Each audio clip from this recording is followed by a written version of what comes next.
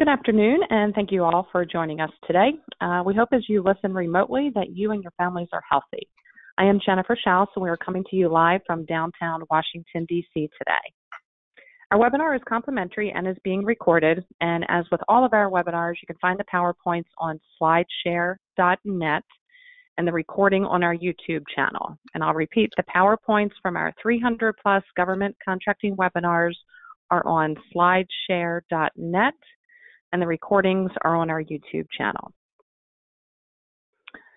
Okay, so we started this special COVID contracting webinar series about 2 weeks ago. The first webinar was Friday, March 20th, and included government contracts attorneys, public affairs professionals, bankers, and finance experts who answered your questions. The second webinar was Friday, March 27th, and we included the SBA in that webinar, as well as our government contracts attorneys, public affairs professionals, and finance experts.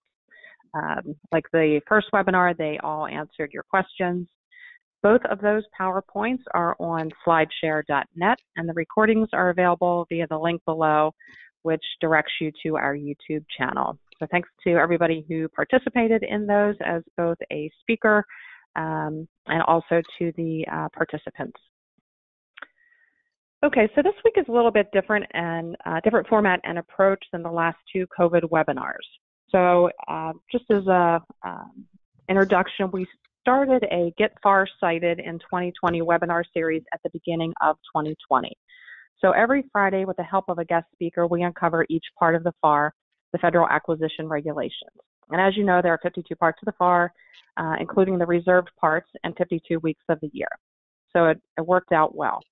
FAR Part 18 covers emergency acquisitions and was actually slated to be covered on May 1st. So in light of the current situation, we asked our speaker if he could present today just due to the relevance of the FAR part and the current procurement situation. So thankfully he said yes, and we're delighted to be joined by Hal today. Because this is part of our FAR series, we're going to keep the format the same as we do for the FAR series, and we will not take questions. So if you do have questions, either funnel them to us at the hello@jenniferschaus.com email address, which is in the lower right-hand corner, or you can contact our speaker, Hal McElduff. His contact information will be on one of the introductory slides, and it will also be provided again on the last slide. Okay, so as we dig in a nutshell, the FAR is the rule book for how the federal government purchases. And today, FAR Part 18 is being covered. So as I mentioned, or for those just joining, this is being recorded. The PowerPoint will be found on slideshare.net, and the recording will be on our YouTube channel. A very special shout out to the National Veterans Small Business Coalition, who is the largest veterans association in the country. And we want to sincerely thank them for their partnership with us in this webinar series. Additionally, we want to thank our friends at Open the FAR, who have also partnered with us to bring us the webinar series. And now just a quick blurb about us. We do provide professional services for federal contractors. This includes large and small and mid-sized businesses who are providing anything from products, professional services to software. Our services are listed here on this slide, and they're also found on our website. Our newsletter that goes out every Monday at 11 a.m. hits 17,500 plus subscribers. If you are interested in participating as an advertiser, you can contact us at the email address listed here. Okay, and so we are fortunate that Hal said yes when we asked him to present about a month early on FAR Part 18. Hal was referred to us by our friends at Open the FAR, Frank McNally. So special thanks to Frank for that. And Hal teaches over at Defense Acquisition University, so we certainly know that he knows his stuff. Hal, I'm going to turn the floor over to you as you uncover FAR Part 18, Emergency Acquisitions, and thanks again for joining us. Absolutely, Jennifer, and thank you for having me. I'm honored, and to echo what you said a little bit earlier, I hope that everyone in our audience is safe along with their families. And if my sister was able to get in, a shout out to you, Diane. Okay, next slide. So this is my agenda. I won't bother to read it, but basically going to cover what's inside of FAR Part 18. And if we can go to the next slide. So a little interesting trivia about FAR Part 18. It was the last FAR Part to be added prior to July 5th of 2006. If you turn to FAR Part 18, it said reserved, like 3 others. It's one of 7 FAR parts that doesn't have any associated provisions and clauses, along with FAR Part 1, 5, 6, 31, 35, and 38. And it's probably the most unique of all the FAR parts, with the exception of 1 definition and 1 section. There is absolutely nothing in FAR Part 18 that isn't already discussed in some other part of the FAR. And hopefully with this webinar, I'll be able to show you how to navigate that. Okay, next slide. So FAR Part 18 has 2 subparts, and I thought I would start with Subpart 18.2, which is Emergency Acquisition Flexibilities. And the reason for this is as a result of the Presidential National Emergency Declaration that was made on March 13th of 2020. That now kicks in. And he made that declaration in accordance with 42 U.S.C. 5191B, otherwise known as the Stafford Act in lexicon, the Disaster Response Stafford Act. Next slide. So what happens is whenever there's a national declaration of emergency, and there's other declarations that can be made as well. And many agency heads have the authority to do some type of declaration. The Department of Defense, the Secretary of Defense is authorized to declare a contingency situation when certain elements in 10 U.S.C. are met. The Secretary of Veterans Affairs, they have the authority to declare an emergency situation, as do a bunch of others, as well as the Department of Homeland Security. So in this case, because it was done by the president, that automatically triggers the elevation and procurement thresholds for certain acquisitions. And the definition for these thresholds are found in FAR Part 2, and those are correct. Many of you probably know that the ordinary micro purchase threshold and simplified acquisition threshold found in FAR Part 2 is incorrect. That was changed in 2018. They're listed in class deviation, the CAT class deviation 2018-02, which I will put a shout out to that. There is an attachment to that class deviation that kind of shows all the different thresholds that you find throughout the FAR. And what they're tied to, what statutory authority they're tied to, and why some of them did not increase when the simplified acquisition threshold was increased. But anyways, it turns the micro purchase threshold if you're in the CONUS to $20,000, $30,000 if you're outside of the continental United States and outlying areas. With the exception of contracts for construction, because those are covered by construction wage rate requirements, otherwise affectionately known as Davis-Bacon, and that is capped at $2,000. And in some instances, acquisitions covered by the Services Contracting Act, which is capped at $2,500.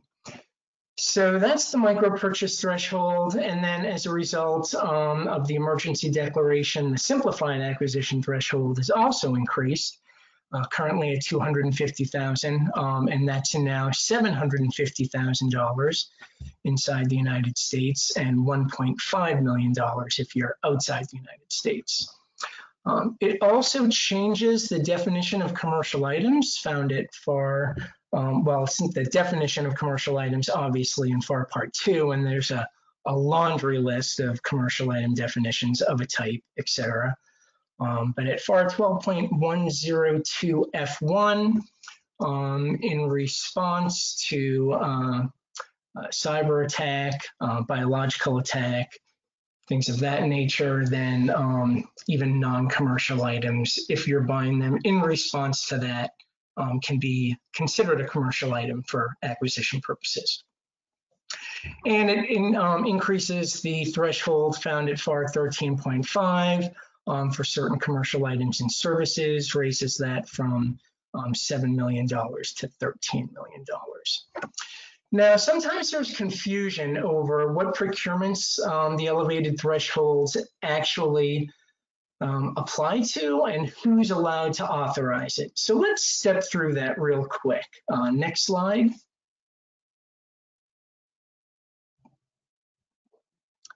So I'll start at FAR 18.202B. And it basically, the definition there matches the definition found in FAR Part 2. And the threshold increases when the head of the agency determines that supplies or services are to be used. And there's that language again, to facilitate against all of that stuff, or to support response to an emergency or major disaster. So the presidential declaration of an national emergency, that covers that right there. And in this instance, it only applies to procurements that are specifically for the support to that, that are going to be used for that. Some people think it's an automatic blanket for all procurements, and that's not the case. And then some think once that's done, then the contracting officer can certify whether or not those supplies or services are going to be used for that purpose. So in this instance, one of the things I would recommend is, especially for government folks, know who in your agency has that authority. For Department of Defense, there's been a class deviation that delegates that down to the head of the contract and activity. And I think I have some of that on the next slide. So we'll go to the next slide, Jen. Yeah, so how to interpret, how to comply. First of all, determine if the authority's been delegated. And I was just speaking about that. And if it hasn't yet been, start working with your chain of command. For contractors and industry personnel on the webinar, you can certainly ask the contracting officers or contract specialists that you're dealing with if there's any question as to whether or not that authority applies to your procurement. And in this instance, I just would remind agencies that the FAR conventions do apply, and at 1.108B, if it doesn't specifically say that something cannot be delegated, then it can be delegated down to the lowest level for economical and efficient purposes. And that citation is also found at FAR 1.102 4B. And again, I mentioned the DoD class deviation. So in that instance, I think certainly a best practice, and maybe it was discussed in some of the other webinars. I know in the past, in many of my deployment and contingency operation experiences, we would have a boilerplate document for the contract file specifically stating that the procurement was for whatever operation we were supporting, and that would cover that. Okay, next slide. So the elevated thresholds, that's pretty much, and it's significant. Those dollar figures are significant, as you all know. But at FAR 18.203, what this does is once there's been an emergency declaration, it allows for agencies to do local area set-asides. And that's covered at FAR 26.602. Again, that statutory authority falls within the Stafford Act in 42 USC Chapter 68.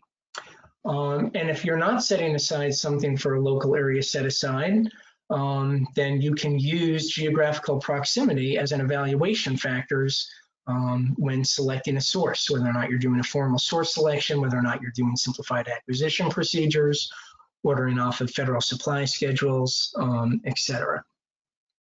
Now, we normally see this become very important when it's a response to a recovery effort for a major or natural disaster. Not so much in a situation like this, although we've all been watching the news and seeing what's going on right now in New York, New Orleans, Louisiana, potentially other places soon.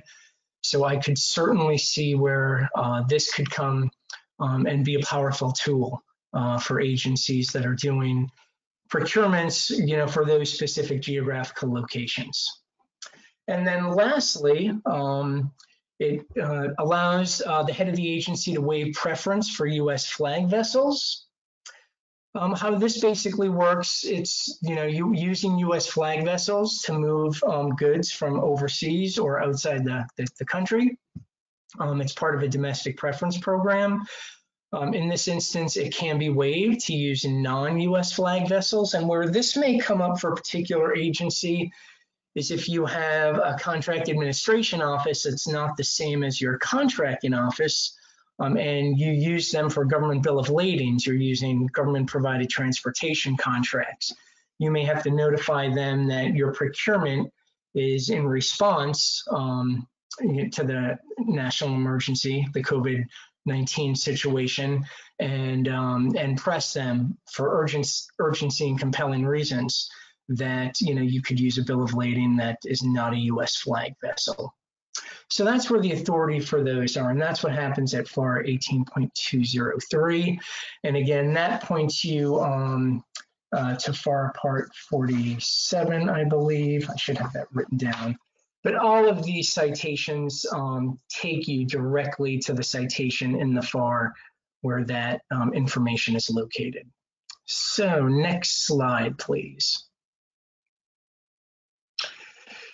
Yep, FAR 18.204, that talks about humanitarian or peacekeeping operations. That's a different elevated threshold of $500,000. In this instance, the national emergency, it's higher than that, so that would take precedence. And as of right now, a scenario like this is not currently applicable. Although when we look at things happening around the world, I could certainly see Department of Defense, Department of State, USAID, and maybe some other government agencies utilizing this authority. Okay, next slide.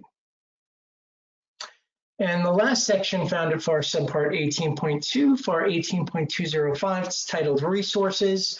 Again, this is one of the few sections in FAR Part 18 that isn't found elsewhere in the FAR. And what this does is it provides a link to Department of Homeland Security and FEMA's National Response Framework. Many of you are probably familiar with the NRF, but basically that's how a disaster, natural disaster, pandemic scenario works. And dictates basically where things are tried to be done at the local level as much as possible. If the local level is overwhelmed, how do you go about requesting state support? And if the state system is overwhelmed, the process and procedures for requesting federal assistance. And that all worked well. If you've been to the DHS FEMA webpage, you can see where many states, 33 states, actually requested federal help and support for COVID-19 prior to the national emergency being declared. So again, this was beefed up after Hurricane Katrina. Some changes were made to it, and as far as I know, it's working fine. It also sends you to a link to an Office of Federal Procurement Policy guidebook that was published in 2011. It's a really good resource. Many of the thresholds, the numbers, and some of the citations in that are outdated because it is 9 years old. But if there's any organization out there that is just now in the process of standing up, an emergency response contracting cell or even supply chain or logistics cell to support this effort, then this would be a great resource for you. It gives a lot of tools, tips, techniques on how to not only staff that, but things to consider and other tools at your disposal. Okay, next slide, please. So as a result of the national emergency, a lot of what's discussed in FAR Subpart 18.1 isn't, it really isn't applicable right now, but I'm going to go ahead and walk through it anyways. And it basically says that this is nothing more really than just a checklist or a laundry list of items of acquisition flexibilities that are available to you, even if there isn't, or especially when there isn't, a contingency operation declared, a national emergency declared, a national disaster declared. And those are the conditions. Now, I will say this. Most of the conditions that have to be met predominantly fall into three categories. Your procurement situation has an urgent and compelling need. Or you're below a certain dollar value, or it's an emergency that doesn't rise to a national declaration level. So next slide, please. So while that statement is true, it can be misleading. And it can be misleading because some of those acquisition flexibilities, when you go to the citation provided, are very limited. Many of them apply only to the micro purchase threshold and below, and that is limited, although now with the elevated threshold, that certainly does help. But I'll give you an example. So the very first one listed at FAR 18.102, and it's called System for Award Management. And basically what this says is, hey, there may be an acquisition flexibility where the contractor doesn't have to be registered in the System for Award Management prior to submitting their quote, their proposal, or their offer. And when you get to the policy at FAR 4.1102, you'll notice in subparagraph A that it lists 7 exceptions. Now, 6 of these are very standard, below the micro purchase threshold, being purchased via credit card, et cetera, et cetera. And the people that normally do procurements in that realm, they know that, or it's just muscle memory where they don't look for any quote or offer to be from someone who's in SAM. They probably don't even go and check. But if you get to FAR 4.1102A3, those exceptions right there, they do require a declared contingency or declared emergency in order for them to be used. And again, those are contracts that mostly are an urgent and compelling nature, or directly responsible in response to the situation. So in today's day and age, COVID-19. So that's an example of how that previous statement can be misleading. Okay, next slide, please. All right, so I know this is a little bit of an eye chart, and I'm going to step through these. So if you haven't opened up FAR Part 18 and looking at these citations, each one of those citations actually has the citation from where in the FAR, what part that particular acquisition flexibility exists.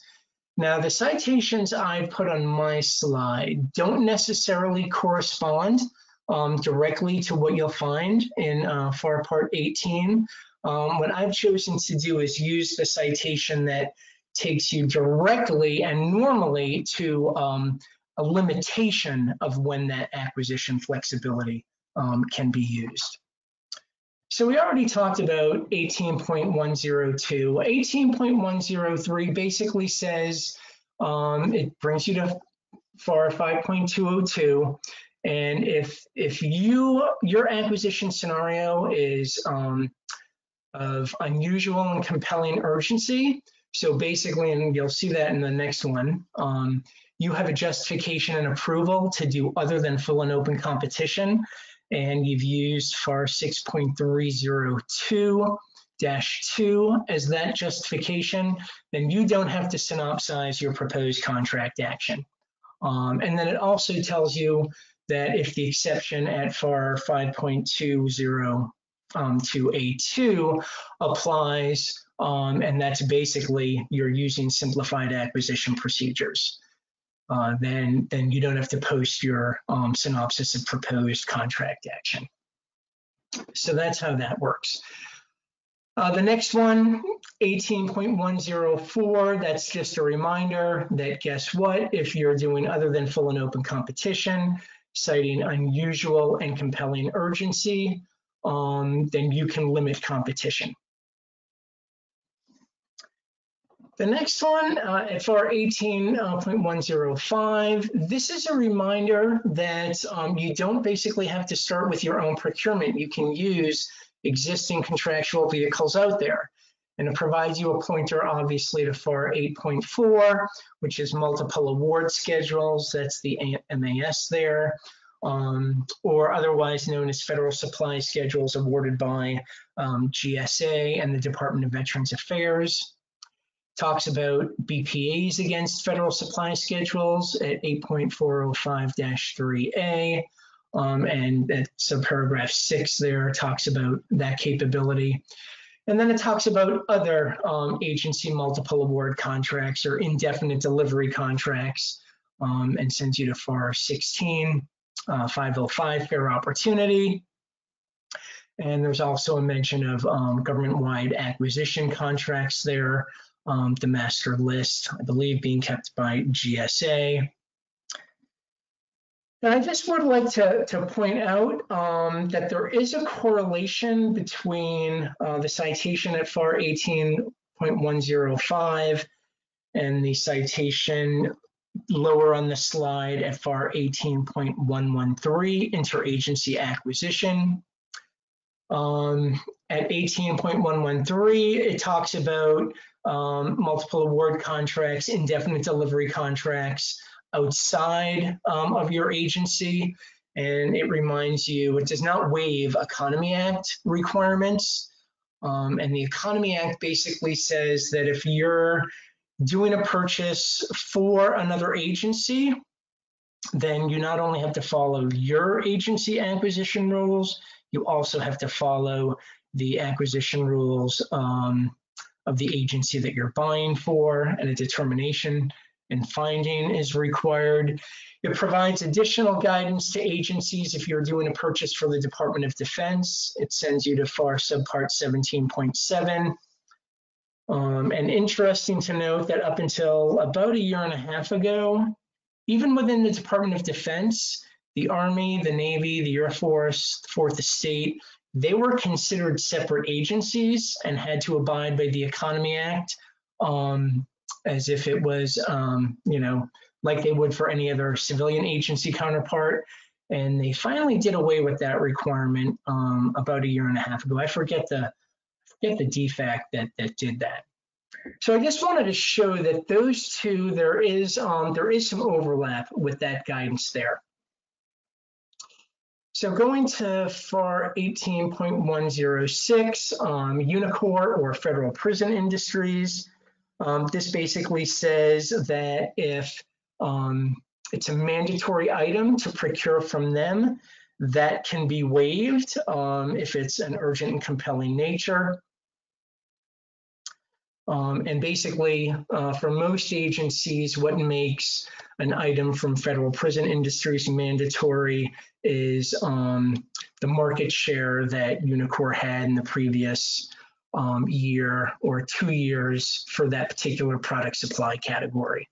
So it can become kind of complicated to figure out whether or not an item that you're purchasing is, whether or not it's mandatory to procure from FPI. So the next one, FAR 18.107, Ability 1 specifications. This basically allows you, if you're in an urgent and compelling situation, to waive the 90-day notice required if you need to buy something that the item on the Ability 1 procurement list, if it doesn't meet your specifications, to give them an opportunity to comply with those specs. This basically allows you to waive that 90-day notice. All right, FAR 18.108, qualification requirements, and it references FAR 9.206. These are those instances where organizations like GSA that maintain national stock levels, like the Defense Logistics Agency, that provides for the DoD supply chain, NASA, Department of Energy, a lot of agencies that have supply chains. They often have qualified bidders lists, qualified manufacturers lists, where vendors, contractors are pre-screened because they meet the quality requirements for the items that they manufacture and procure. What this basically says is, okay, the agency head or designee, if you have a contract in place that requires that, they can waive or lower the quality standards required by the contract. And that's what that basically does. And typically, in an urgent and compelling time frame, in order to accelerate delivery schedules, oftentimes a manufacturer may not be able to do that unless they relax a quality standard. And this basically allows that scenario to happen. Okay, the next one for 18.109. This has been in the news a little bit lately. It's the priorities and allocations, or the defense priorities and allocations system, basically the Defense Production Act of 1950. And how this basically works is normally a program would know if they were authorized to issue rated orders. So many systems, a lot of government-owned contractor-operated facilities, especially for Department of Energy, for repair parts and things like that. DoD has a lot of these as well for weapon systems that are in place, and spare parts or repairs are required for them. The government is allowed to issue a rated order, and what that rated order basically says is, look, if you have a commercial production line going, then if you get an order from us, our order takes precedence. That's basically the gist of it. Normally, that is all done in the pre-award phase, the solicitation phase, and each agency has subject matter experts that get things certified to be on that list. Now, in this instance, because there's been a national emergency issued, if there was an existing contract in place and somehow a rated order needed to be done, or an agency wanted to award a contract and have rated order capability, this is where the guidance is to follow on how to make that happen. So that, again, is the flexibility there. For 18.110, sole source simplified acquisition procedures is really just a reminder that if you're using simplified acquisition procedures and you are in an urgent and compelling situation, you can limit competition to one source. That's in there because obviously FAR Part 6 does not apply to simplified acquisition procedures. That's all found at FAR 13.106, soliciting competition. 18.111 is a pointer to scenarios when you may be authorized to use an oral request for proposal as opposed to a written request for proposal. I have an asterisk there because that's one of the ones where it's also a little bit misleading. It's highly limited the scenarios where you're allowed to use an oral RFP. Typically, you need to be buying something that's perishable, or your requirement is of an urgent and compelling need. And then the third one is if a national emergency has been declared. And again, urgent and compelling need. So this is one of those that for the vast majority of the time, unless you're buying perishables, does kick in under a national emergency.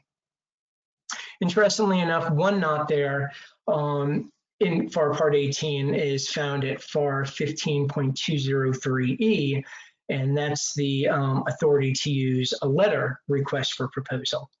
And that was one of the ones. So there are a few in the FAR that aren't captured in FAR Part 18, but I think 18 did a really good job of catching almost all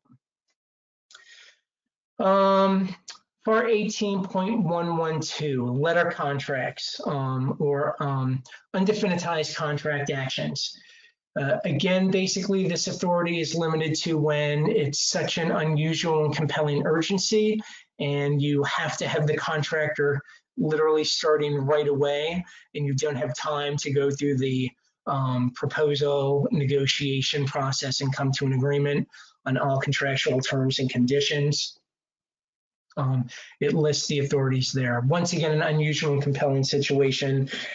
And then what that will do for some agencies, it will send you to your agency supplement, Federal Acquisition Regulation Supplement. I know for DoD, it's DFARS 217 on the steps you must do in order to definitize that contract action, how long you have to do it, how much money you're allowed to obligate on that contractual instrument. It was typically 50% for most agencies. There is current guidance, I believe a class deviation, at least for Department of Defense, that allows a contract and activity to obligate 75% of the anticipated not to exceed amount. So that could be, that guidance there could be changing as time goes on. All right, I've already discussed interagency acquisitions. So for 18.114, 18.115, 18.116, 18.117, these are basically just reminders that for socioeconomic disadvantaged businesses like 8A, HUBZone, service-disabled veteran-owned small businesses, women-owned small businesses, that there are some flexibilities involved with those. And they typically work like this. And I'll start with 8A. You can do 8A sole source actions so long as your procurement action is less than or equal to $7 million. If it's within a manufacturing NAICS code, and I should know what the two manufacturing NAICS codes are. I think they're 3.1 and 3.2. And if you're less than or equal to $4 million in a non-manufacturing NAICS code, and that would be all other NAICS codes. And if you're above that dollar amount, you can set it aside so long as you meet the rule of 2 for 8As. For HUBZone, the same thing, except their dollar threshold. Their dollar threshold is for manufacturing NAICS codes. You can do a sole source less than $7 million, or you could do a set aside above that. If you could do a set aside below that too. If it's above the simplified acquisition threshold. And then for service-disabled veteran-owned small businesses and economically disadvantaged or women-owned small businesses, that threshold is $6.5 million. And those have to be above the micro. So that, again, those are just reminders of some flexibilities involved with socioeconomic disadvantaged business concerns. For 18.118, overtime approval, basically what that does is it allows agencies to retroactively authorize overtime. So again, in a national emergency, a response, if for some reason, there's someone who didn't have approval to authorize the contractor to perform overtime did, the contracting officer can retroactively approve that and not have to go through any sort of ratification process. For 18.119, trade agreements, this is a little bit interesting because I wouldn't call this a flexibility. I would actually call this a scenario where things are a little bit more stringent, and I'll explain why. Trade agreements, what trade agreements typically do is if certain situations are met, it waives the Buy American Act, which is probably the most common or well-known domestic preference program we have. Now, and how trade agreements waive the Buy American Act is if your procurement meets a certain product or service code, and then it's eligible for trade agreements. And if your procurement is within a certain dollar range, where a particular trade agreement, the World Trade Organization, Government Procurement Agreement, the NAFTA, there's so many different free trade agreements. They're all listed in FAR 2025.4. If it meets that dollar threshold, then basically your supply chain isn't just, domestic products or goods. It can be a good from a country that's a signatory to that trade agreement.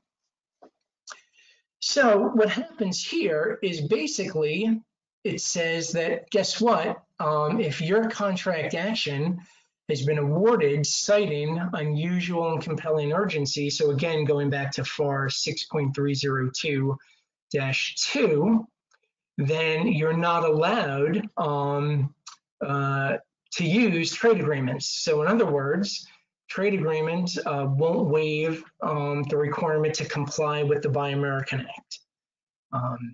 And that's just interesting. I often wondered why they cited this in FAR Part 18. But again, it's a good reminder to know what your acquisition scenario is.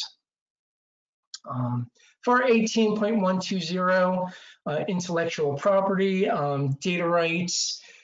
Normally what happens if an offeror proposes to use intellectual property that's not their own, they normally have to prove that they have authority to use that prior to contract start or award. And the citation there basically says that if that company is in a country that's a signatory to NAFTA, that may be waived in certain instances. And those instances are very limited. One is a national emergency, and that's one of the reasons why I have that asterisk there. FAR 18.121, bid bonds. This is where the chief of the contracting office is eligible. If it's an emergency, it doesn't have to be a declared emergency, and it also lists contingency operations in overseas, which at this point really isn't applicable to our situation. Whereas if a bid bond's required, they can waive that. And normally what happens is if a bid bond's required, it triggers a requirement of performance and a payment bond. And in this instance, if it's an emergency situation, basically the government, they take the risk on that should the contractor not perform as opposed to a surety. FAR 18.123, assignment of claims. Again, this is another one that actually provides more limits than it does acquisition flexibilities, although I can see in a certain scenario where it may provide a flexibility. Now, assignment of claims, basically, if a contractor wants to not sell their contract, but ask the government to pay someone else for the work being performed as opposed to themselves for, credit or cash flow reasons or for whatever reasons, then normally the government will say, okay, yeah, we agree to that. And the FAR and most agency supplements are very limited to when the government can tell a contractor, no, you're not allowed to do that. And typically those involve personal service contracts. Again, in this instance, if there's a national emergency, then a level above the contracting officer can decide that a no set-off provision can be put in the contract. And again, it's probably to protect the government's interests there. The next one, for 18.124, electronic funds transfer. Again, this is one where if it's an emergency situation, we typically like to make electronic payments a part of all of our contract actions. And this is a scenario where we couldn't confirm that a company or business had that capability, we could override that. FAR 18.125, bid protest to the GAO.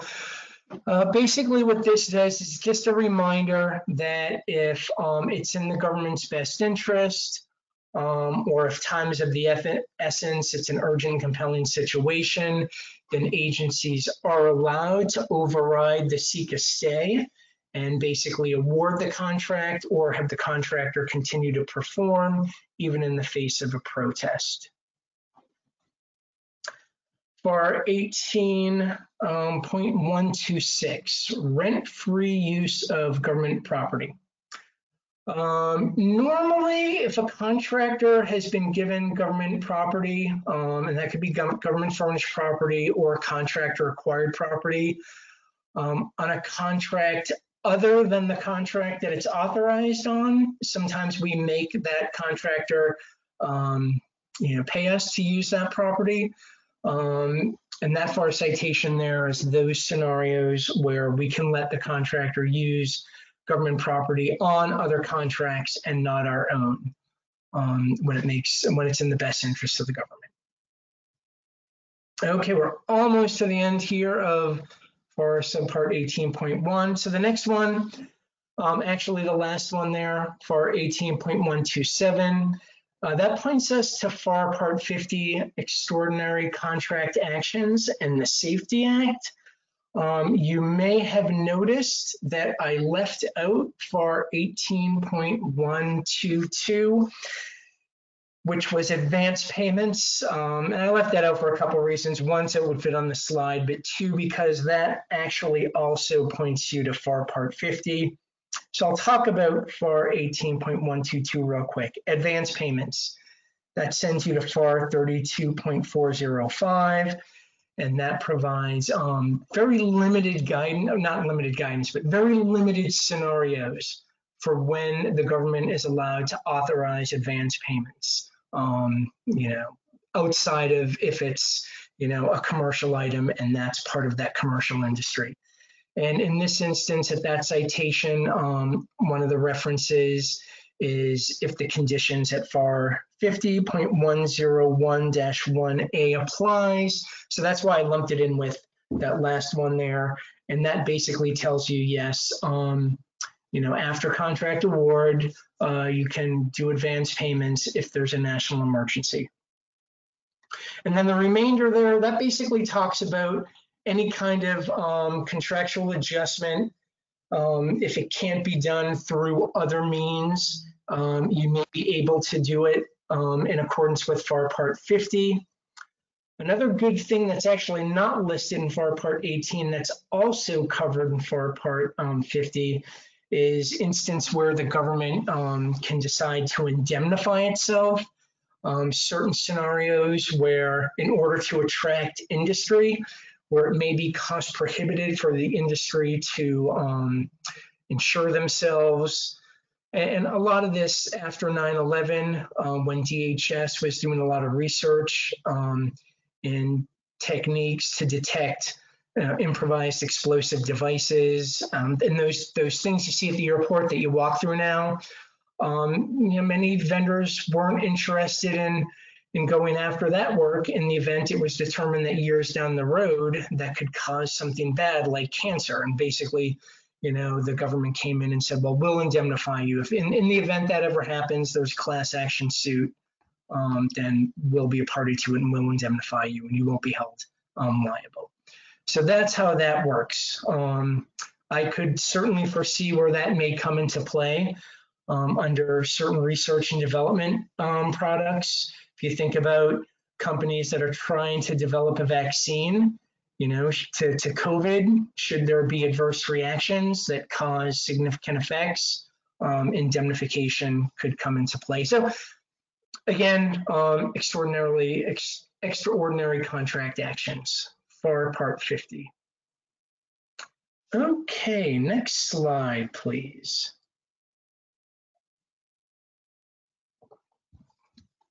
All right, and I don't even know how we're running for time. We're actually in a little bit ahead of time. That's good, but I guess my takeaways, my recommendations, Basically, if you're going to be using FAR Part 18, and I normally teach people to use FAR Part 18 in conjunction with acquisition planning when they're going through the laundry list of items found at FAR 7.105 A and B. To look at FAR Part 18 if it's something that may or may not be applicable during the life of your contract. After the fact, it's certainly a good checklist depending on your individual procurement situation. Do make sure we focused on the FAR, but sometimes in many instances, there are FAR parts, subparts, and sections that may not apply to your agency. And I guess I'm talking to mostly the government folks right now.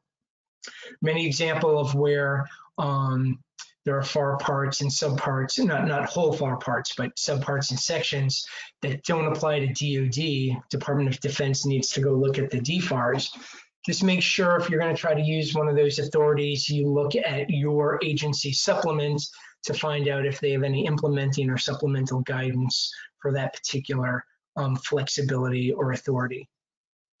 For both government and industry, oftentimes for many of those acquisition flexibilities, there are associated either provisions that were in the solicitation or clauses that have carried through to the contract. Make sure that they are in the contract before you try to act on those, or if it isn't, what it might take in order to modify the contract to have it incorporated. You follow these recommendations, and you're pretty safe in applying any kind of flexibility to your specific acquisition scenario. And again, mostly check with your agency to make sure that the person who's been delegated to say that, yeah, that procurement is in support of COVID-19 response has done so. Ask for it to be delegated if that makes life easier and more efficient, and to just make sure that the actual contract action is in fact supporting some sort of COVID response. And it can certainly be tangential. It does not have to be, directly. Could certainly be tangential. Next slide, please.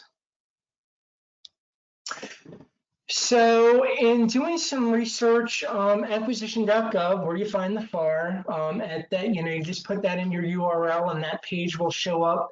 There's a lot of great information there that kind of points you to a lot of the category management federal supply schedules that currently exist that allows you to place orders really quickly. And again, I'll go back to the citation for 18.105. For Department of Defense, their contingency contracting page, they have a page now dedicated to COVID-19 and some of the flexibilities and resources available.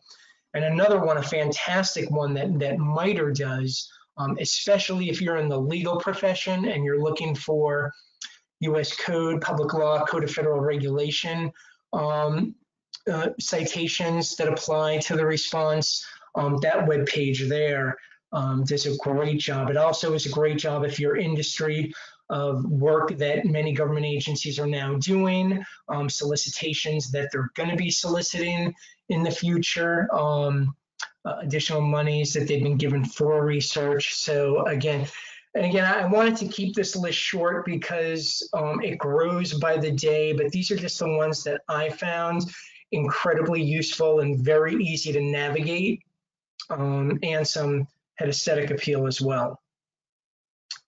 Next slide. All right. Well, again, I know I'm a few minutes early, but I just want to thank all of you for joining. And again, you're praying for your continued safety for you and all your families. I hope you found this was informative. FAR Part 18 can be a little bit dry.